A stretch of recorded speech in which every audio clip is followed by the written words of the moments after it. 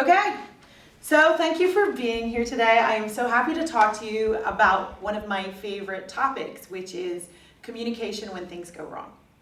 Now that sounds like an odd thing to say, but as a PhD in communications, there's some very basic things, there's some very basic guidelines for communication, and things are pretty straightforward. This helps, this doesn't help, this is good, this isn't good, this is useful, this is not useful. But the biggest challenge in life is when something goes really wrong and you get blindsided, then usually all your communication habits are compromised at best. So we are here today to talk about a topic called fired up. And fired up basically means when you face something in your life you didn't expect, like, oh, I don't know, maybe you got fired. And maybe you're the kind of person who's always a rule follower and you dot your I's and cross your T's and you're very conscientious and careful and you're a good person and you get fired. Or maybe you're that devoted, loving partner who's always remembering birthdays and holidays and puts little notes on things and is just considerate and you get dumped. Okay? So these are those moments in life where you have something happen to you and in that moment you get provoked into really falling out of who you normally are. In other words, you're genuinely a decent, nice human being going along about your everyday life, and something unfair happens. So I don't know how this happens, but when we're little children, perhaps we can blame Disney, but we get this illusion, and a couple of the illusions that we get are pretty damaging. One of them is that life is going to be happy. Life is always going to be happy. Like people will tell me, oh, I woke up this morning and I said, I'm going to be happy today. And that's your goal, is just to be happy. Now we know that there's an entire medical industry based on keeping you happy 100% of the time, 24/7. There's pills for that. But the truth of the matter is, short of drinking or medicating yourself in some way, being happy 100% of the time, 24 hours a day, 7 days a week, is most likely not going to happen. Why? Because you're too complex for that. You're not a chair or a table. You're not a wall. You're not a rock. You're not a stone. You have a range of emotions. And for those of us who want to be creative, contributing human beings, we should embrace that entire range of emotions. So that illusion that life is happy gets really under fire when something negative happens. The other thing is, life is simple. Oh, life's so simple. Well, yeah, it would be, maybe if you can get a little island with a fairy cottage on it. But even if you were on that island with a fairy cottage, sooner or later you'd need supplies and you'd have to mix with the people on the land, So the truth of the matter is, life gets messy. Why? Because human beings are messy. And we have to interact with other people. So some of the things that happen is we're going along and we have this illusion that life is going to be fair and simple and happy. And then something bad comes along and blindsides us. And we literally fall off our A game. Carl Jung once said, he who looks outside dreams, he who looks in awakens. So one of the things that often happens is we're going along and we're kind of lulled in a little bit of a sleep. We're like, I'm so comfortable. I'm just going through my life. I get up, I get ready, I go to work, I talk to the people around me. I just kind of breeze through my life and I'm kind of in a sleep sequence. And then something happens that we didn't expect or want, and we get jolted out of that comfort zone. And one of the things that I find amazing is when I get jolted out of that comfort zone, there's no telling what I might do. And it's amazing sometimes that when you're in that zone where you feel like you've lost control and your life is not the way you thought it was going to be, and people are not who you thought they were, and places that you work are not the benevolent dictatorship you thought they were. When those things happen, it seems to rock the very foundation of everything we believe. So any little Achilles heel we have, any little notion we got as a child that something might possibly be wrong with us seems to flare up. I mean, it seems to become magnified. It seems to become so powerful to us that a lot of us almost become crippled. Now, when we get into that stage where we're fired up, everything's been thrown into what I call Mojo mayhem, when our energy is just thrown into mayhem. And it's mayhem. We all have default methods. Now we know that we have this reptilian brain, and in this reptilian brain, we have responses to stress. You can take a perfectly normal, good person, and you can keep putting stuff on them, and that perfectly nice, decent human being will just become someone you don't even know anymore. Now, what's hard is when that's you. What's really hard is when that person is us.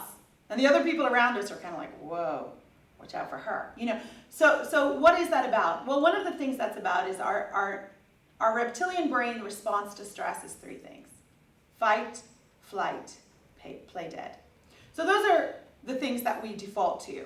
And really, when we think about it, that's a survival skill. When we were sitting around a fire, if there was a rustling in the woods and something was coming towards us, we needed to fight it, we needed to flight it, or we needed to play dead and see if it would just leave us alone. But we had to decide that when. How long did we have before the bear was going to get on us? If you've actually seen a big bear in movement, they're pretty damn fast. So you'd best be fast. So our brain immediately jumps to a response, a default, in that split second. And then the best thing about being human is we stick with it. I'm going to fight this system. I'm going to fight that person. I'm going to fight this person. I was talking to somebody the other day who broke up with someone, and she texted him from 11 o'clock at night to 7 in the morning. She texted him 48 times. And he showed me that phone, and I thought, wow, that is a reptilian brain with a cell phone. Like 48 texts. That's bordering on criminal stalking right there. I was like, and did she keep repeating them, or are these all original? Like, I was fascinated. He was horrified, and I was fascinated, right? So the point of the matter is, under the wrong circumstances, a perfectly normal, typical, healthy person finds themselves sending 48, messages. Or maybe that person wasn't so healthy and he shouldn't have been seeing them anyway. There's a story there. But the bottom line is this. We need to see that fired up is when something goes wrong in our life, we get thrown out of our comfortable status. And now what's up for us is the work. Now what's up for us is what were we doing in the first place? Why were we with someone who didn't think it worked out? Why are we working for someone who we don't believe in? Here's something really interesting about money. If we think about this, money is the funding, that source of everything in our life. So the food that you eat, the house you live in, the home you live in, the clothes you put on, we're funded by something. If you don't believe in where you work, why are you being funded by a place you don't believe in? That's a pretty enormously dreadful, awful question. I mean, think about it. They did a survey and 85% of people don't really like their job. If you don't really like your job and you're part of that 85%, the problem with that is the funding, the source, the money for your life, the energy that is fueling everything in your life is coming from a place you don't want. That's not good. Okay? So when we look at our life choices, we have to understand something. Some of us have sold ourselves short. Some of us are being too accepting. Some of us are being too tolerant. And some of us are just stuck. And one of the biggest issues is we're tired. So instead of responding to a fired up moment where something we don't want happens, what are our other choices? And I would say the first choice as a PhD in communication that I can suggest to you is to do nothing. The first choice when something awful happens is to say, wow, that just happened.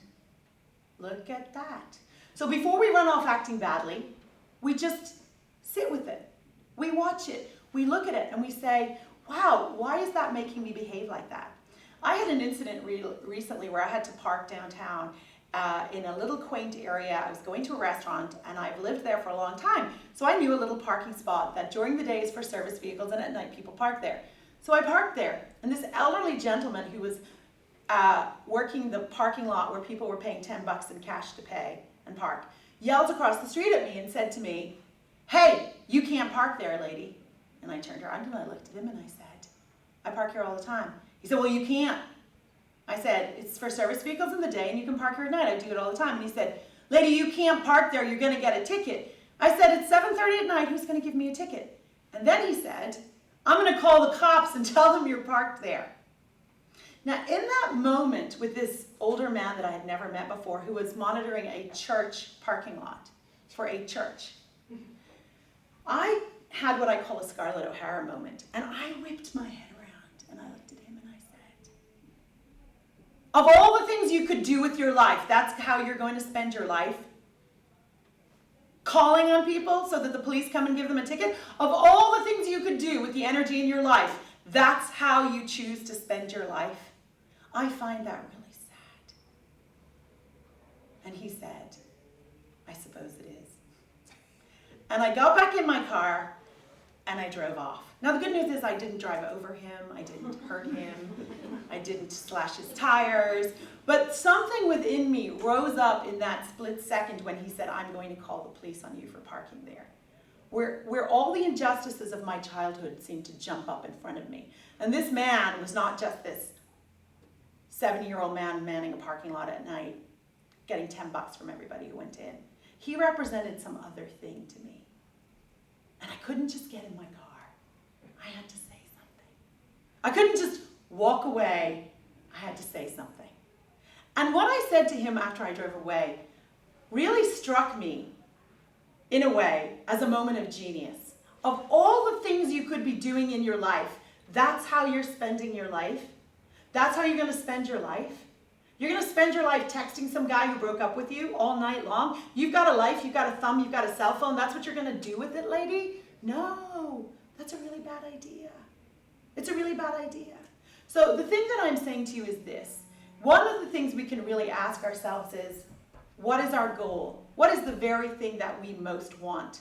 What is the thing that we have the deepest desire to do?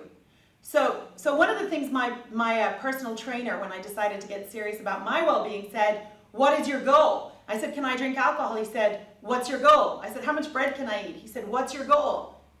What if I go to a birthday party? Should I have cake? What's your goal? How many days a week should I work out? What's your goal? So I can thank Anthony Duran for every time someone says, do you want this? I go, what's my goal? It's not my goal. So what's your goal? So someone fired you. So someone broke up with you. So something went wrong. What was your goal? To be asleep through your whole life and nobody bother you? To stay at the same place and get a gold watch? What were you going for? Was your goal just not to have to do something new? Was your goal not to be inconvenienced? Was your goal to call the police and have some nice woman with 2 children, some nice lady towed or ticketed? Is that what you want? Do you want to just spend your time doing things like that? So the bottom line is this. Let's drop some illusions, as the Buddhists would tell us. Let's drop some illusions. You're not going to be happy all the time, unless you're heavily medicated, and good luck with that, which is fine. That's fine. That's a choice. We have choices. So life is going to be a bit messy for now and then. It's going to happen.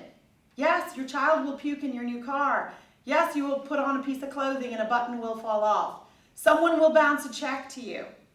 You will have to sit beside that dreaded relative at that family party.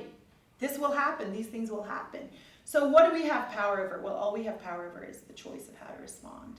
So one of the things I want to point out to you today is when things get rough, when things get bad, when something unfair happens, and I'm deeply sorry because I know something unfair will happen or has happened, we have to remember that everyone we meet in life is fighting a battle we know nothing about. In other words, we don't even know what that other person is going through who may have hurt us. We don't even have any idea or comprehension of how much pain other people might be in. But we do need to be aware of one thing, and that is emotional contagion, which is a psychological state that is proven. When you see a group of birds in formation, something goes wrong, one of those birds breaks the formation. Why? Because something has spooked them. So what do the rest of the birds do? They follow suit. You've got a group of gazelles, they're gathered, they're grazing. Something bad happens. What do the gazelles do? They break formation. They try to survive. So we as humans, when put in a situation, are really dependent on each other. We're dependent on each other to be decent. We're dependent on each other to be kind. Right? So the way we're acting, our energy, our mojo matters. Your mojo matters. Your energy matters. The way you're acting, thinking, behaving, talking, carrying on, you might think, well, I'm going to be over here being miserable as I want to be. Believe it or not, that really impacts everything and everyone about you. So if we can learn to really just say, hey, this thing has happened, I'm going to be extremely compassionate to myself and the other people around me, and I'm going to take a moment here. I'm going to pause. You know, I'm going to slow it all down. And I am going to focus on my well-being and the well-being of the ones I love. And I'm going to focus on that. And I'm going to do whatever it takes to get myself where I need to be so I know what to do. So I have the energy to say what I need to say. So that I can do the right thing. So that I can be the person I was going to be before I got complacent and fell asleep and got comfortable. So I'm going to wake up. And now that I'm awake, I'm actually going to step into who I really want to be. One of my favorite Irish writers, and I am biased because I'm Irish, is George Bernard Shaw. And George Bernard Shaw very, very plainly would say so many brilliant things. And one of the brilliant things he said is life is not about finding yourself. Life is about creating yourself. And if that's the case, you are the architect of your life. Some of you architects can appreciate that, right? So you are the creator of the experience. And I encourage you to take extreme care of yourself. I encourage you to be loving and kind. I encourage you to ask yourself every morning, what is my goal? And once you decide what that goal is on a day-to-day basis, take care of yourself.